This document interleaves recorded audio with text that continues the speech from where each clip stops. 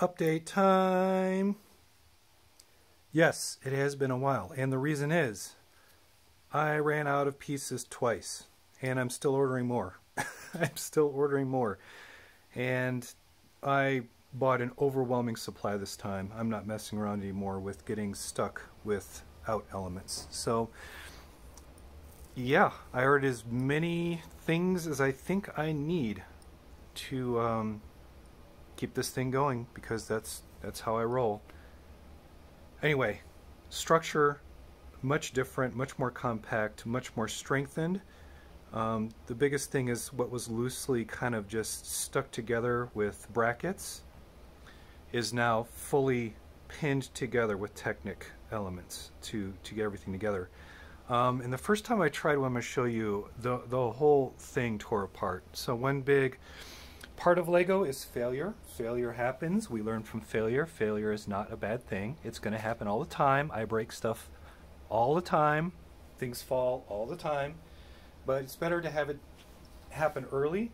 It's better for things to not work early so that, you know, experimentation works.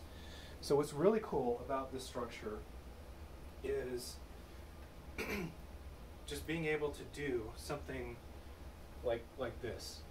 Just picking it up at one corner and sort of being able to just have it stay rigid, even with no top. Once I put the top on and replicate this up there, this thing is going to be a crazy strong cube.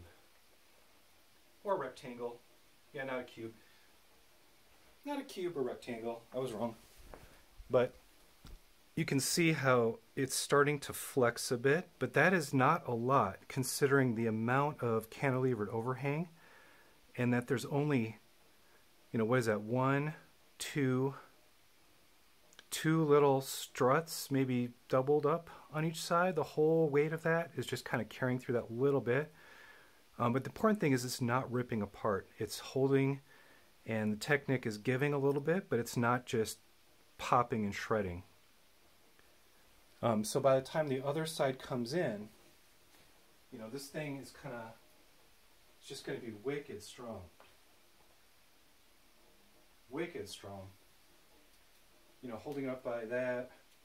If I hold it a little bit wonky, you know, I might tear a piece off and it could fall and break, but this is kind of what you want to see. You want to see something that can take a serious beating and be resilient.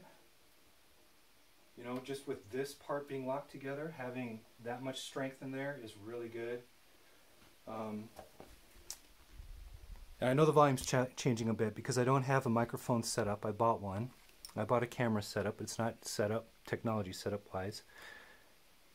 And I don't want to spend too much of your time going into this, but you can see I started to once again use the triangulation strategy of interlocking, interlacing, and reinforcing all sides that could possibly tear out with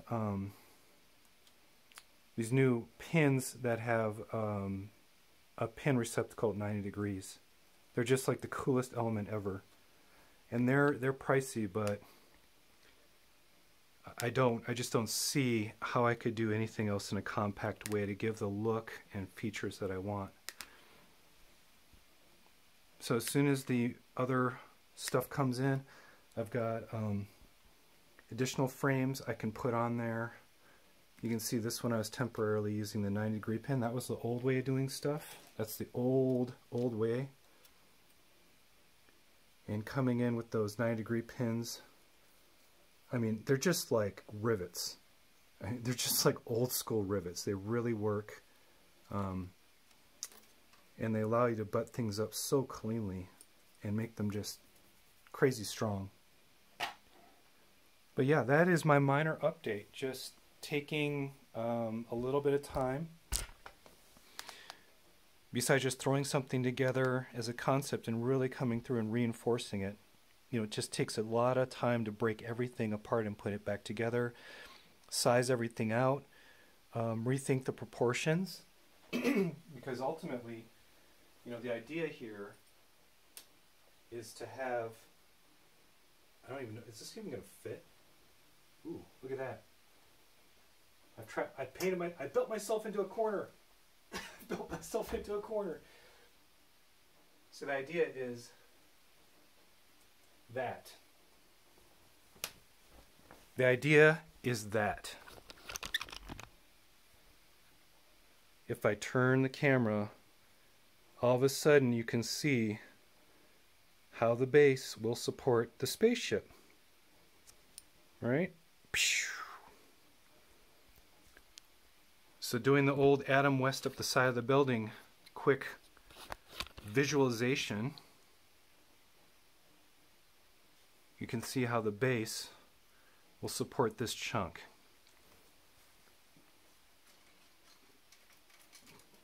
Which means, pardon me, I'm breathing a little hard because, oh, I smashed that. If I then add this piece to the mix, what does that look like? I don't know. Never tried this. Let's find out. Oops. Now I'm starting to smash into stuff.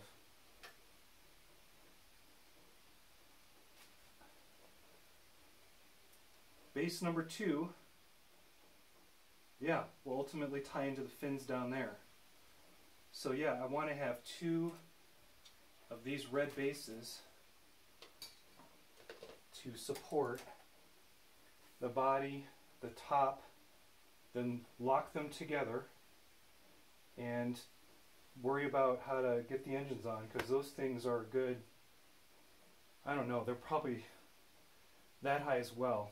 And when they're set back like that, that's going to be another run of spaceship distance that I'll have to figure out. But one thing at a time, one thing at a time.